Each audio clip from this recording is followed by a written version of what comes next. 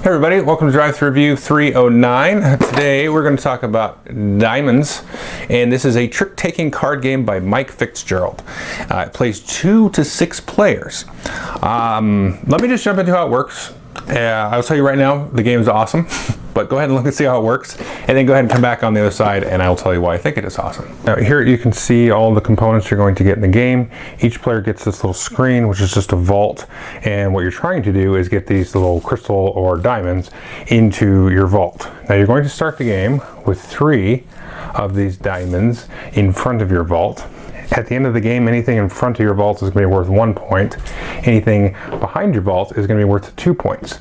And these big ones here are worth 5. So the way that you're going to acquire diamonds, and one of the awesome things about this game is having this whole big pile of these at the start of the game in the middle of the table. But the way that you get these is through trick-taking and playing of cards. Now if you look at this, it's going to look a little bit like a standard deck of cards. You get the 5 of spades, the 1 of diamonds there, and different things. Now these go between 1 and 15. There's no aces, there's no jacks, there's no kings and queens. And there is 2 ways to set up this deck. Now, if you're playing with 6 players, you just use the whole deck. If you're playing with less than 6, you can go ahead and use the whole deck, but you can also take out certain cards.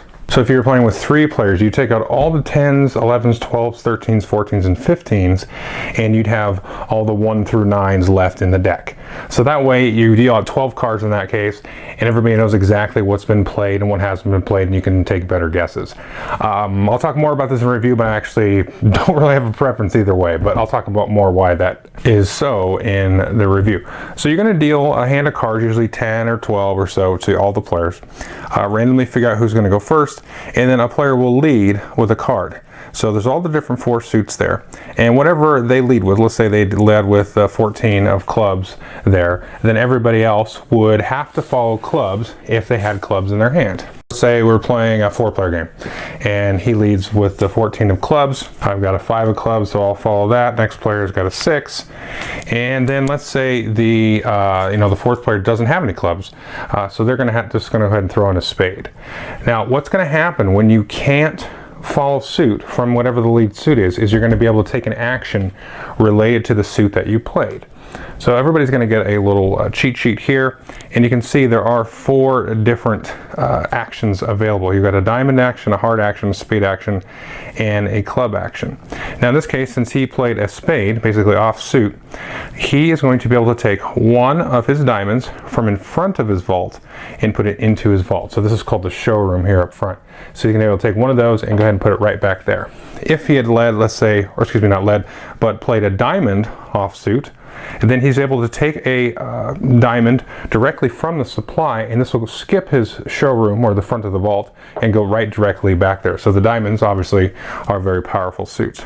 Now the heart, if he had played a heart here instead of a spade, he's going to take a diamond from the supply and put it right into his showroom. Finally, if he had played a club, nothing would have happened because it was part of the suit. But the winner of the trick is going to do the action of that suit. So whoever played, in this case, the 14 of clubs, is going to be able to do the club action since they won. So in that case, what you do is actually take a diamond from the front of somebody else's vault here in their showroom, and let's say this player had won this particular trick. He's going to take all the cards with the trick, and then since he's going to do the club action, which again is going to be taking somebody's diamond from their vault and putting it in front of your vault. And then you're going to take all the cards there. They're going to keep those until the end of the hand, and then what you're going to do is you're going to count up all of the cards that players have collected throughout the round, and then whoever has the most diamonds, it gets to do a diamond action. So if I collected the most diamonds, I get to take a diamond from the pile and put it directly behind my vault. And then whoever has the most hearts gets to do the heart action. Again, diamond to your showroom, and then spades is diamond from your showroom to your vault, and then finally clubs is stealing a diamond from another player. Now it's possible that one player maybe will have a complete majority and they maybe win every single hand, and then they'll go through and walk through all these. Now if this is tie, let's say me and you had tied on the diamonds, then nobody gets to do it. Now if somebody doesn't win a single trick then you get to actually take 2 diamond actions. So in that case, you take 2 of these diamonds and they go directly behind your vault there. So if you don't win any early, maybe it's a good idea to kind of just play your cards in a certain way so that you don't win any at all. So that is the basic part of the game. You can play as many rounds as you want. There are a suggested number of rounds based on the number of players. As I said, you can make up the deck in different ways. There's team games. There's a slight variation with 2 players. Actually, each player is playing 2 cards per hand, but otherwise the rules are the same. But that is pretty much how you're going to play Diamonds. Okay, I hope you enjoyed the overview. As I said at the beginning of the video, this game is awesome. Now here is why. First of all, it plays 2 to 6 players. And I have not played it with every player count. I haven't played it with 6. I played it with 2, 3, and 5. And so the cool thing about the game is that you can tailor make the game to the player count. If you use the perfect Diamonds setup where you customize how many cards and which cards are in the deck, so you have perfect information on what all the cards are there, everybody's going to get still a decent size hand. Now, one of the problems with some of these other trick-taking ladder climbing games that I've seen and played, when you get a higher player count, it's like, cool, I have a hand of 4 cards, or whatever. I'm exaggerating, but it's like, okay, I can't do anything cool like I normally could when we played this with 3. This is not the case. You have, it has a larger card count, and you can customize that, but you can also play it without the perfect diamonds, which I actually kind of like, because there is a possibility to go and abuse some player that has kind of a weird, kind of mediocre hand when you play with that perfect diamonds, because if you got a good hand and you really know when to sort of slough off and you get in a nice niche and get into a nice groove, you can really kind of push somebody out of that particular round. Now, if you don't play with perfect diamonds, then the chances and the probabilities kind of go off the rails. But I think I still like perfect diamonds better, but I'm not sure. But I would say you can really customize your experience. So back to that, if you get into a situation like that where you feel like you're kind of getting ISO'd out, then you can just switch back to playing without perfect diamonds. Now, the cool thing about the game is really neat, and really I've kind of been done with trick-taking games. I'm fully into like, hey, if it's trick-taking, no thanks, but if it's ladder climbing, I'm all in.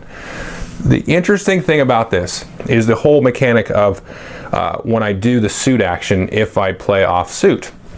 Because you can set yourself up to play off suit the whole game. You're not really trying to win tricks, you're just trying to fire off those little suit actions.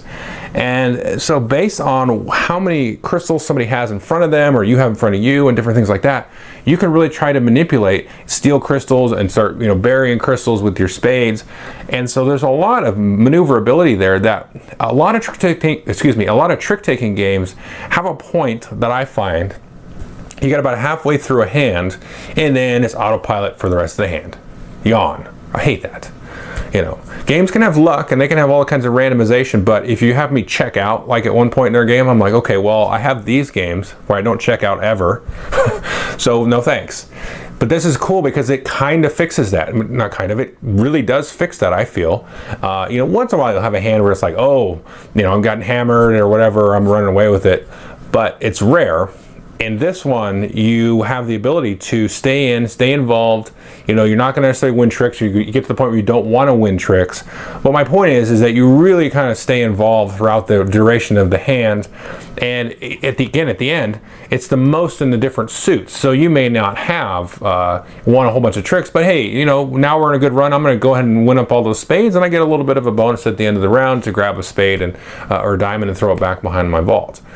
So it's cool, it keeps you involved and all that stuff. And again, the component's really nice. I didn't talk about the card art. I think it's really cool and appropriate. I love the pile of diamonds and crystals and stuff on the table. So it's staying in my collection, that's for sure. So it's got a lot going for it, and I really hate trick-taking games, but this one is definitely not one that I hate at all. It's really an excellent game, and I'm glad they really kind of pushed the boundaries of what they can do with this, and it works really, really well. So anyway, take a look, Diamonds.